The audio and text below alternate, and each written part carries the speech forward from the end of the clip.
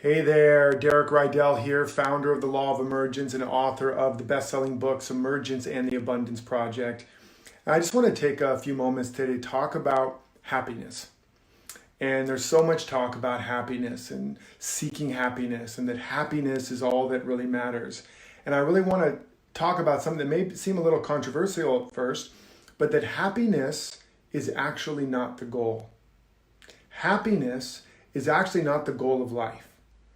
And if happiness is something you are primarily going after, another word for that might be mere pleasure or satisfaction or some sort of sensorial or sensational kind of experience, right? Some basic feeling, just feeling better in general, just striving to feel better.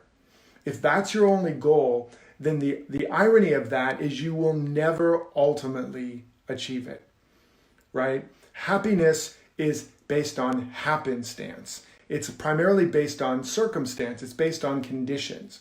And as long as you're seeking happiness primarily, then you're always actually going to be seeking some kind of person, place, or condition.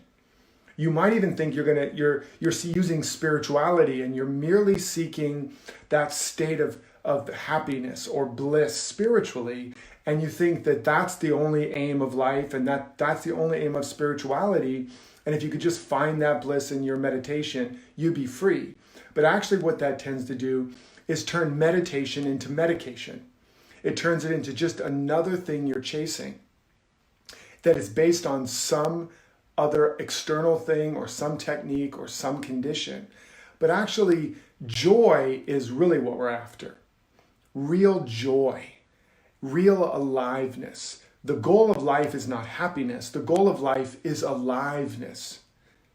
I really want you just to think about that in the most basic sense, that the goal of life is aliveness.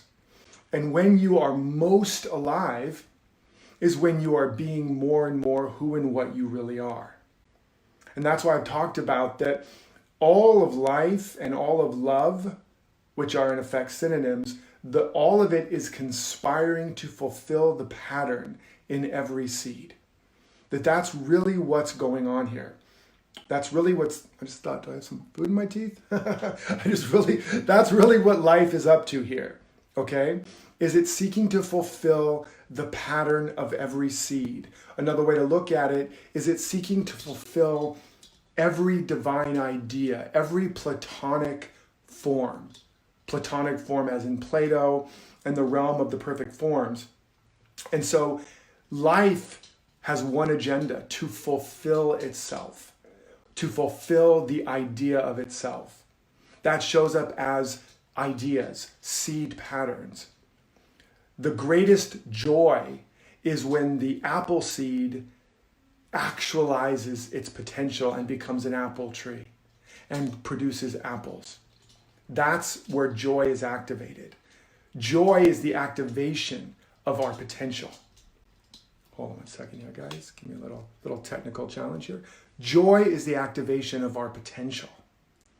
And so living our true potential, living our deeper purpose, fulfilling the seed pattern of infinite potential planted in the soil of our soul, that is the purest aim. Now, another name spiritually might be thy will be done. Not my will, not my idea merely of who I think I am or who I think I should be or have to be or all that I think I can be. That's the small self versus who am I really? What is life's idea about me? What is God up to with me? What is life up to as me? When we have that as our primary intention and our focus, not merely happiness, not merely momentary pleasure or satisfaction, but actually to fulfill a deeper purpose, to live a life of more meaning, of more purpose, to fulfill that perfect pattern, that thing that pulled us into being. You're not here by accident. Everything that appears is as the answer to a need, as the answer to a prayer. The chair you might be sitting on, that appeared not merely because somebody was seeking to be happy, not merely because somebody was seeking some momentary pleasure, but because they were captured by an idea, by a purpose, by a mission. and then they allowed their creative faculties to bring it forth. And the actualization of that potential is what brings about joy. It's what brings about the temporary bouts of happiness, but it brings about greater peace. It brings about greater fulfillment. It brings about abundance. It is our going for who and what we're truly made of and made for, not merely going for short-term fixes. That goal of happiness, the pursuit merely of happiness, is what leads to consumerism, is what leads to addiction, is what leads to compulsive behaviors. And there is no way to sustain it except with more and more and more consumption. More consumption of people, of things, of social media, of addictive substances, of shopping, of TV watching, whatever it is. And there's no amount of consumption that's ever going to make us truly joyful or fulfill our true potential. You can never get enough of what you're not really hungry for. So let's take some time today. I invite you to flip the switch around seeking mere happiness and seeking merely to feel better. You want to feel better? Be in service to an idea bigger than yourself. You want to know the fastest way out of depression? Serve somebody. Serve an idea. Allow for a little more of your potential to emerge today. It doesn't have to be a lot. It just has to be some progress, some emergence, some evolution. And evolution occurs when you are open to a vision that is bigger than where you currently are, when you're willing to discover and actualize and express more of who and what you really are.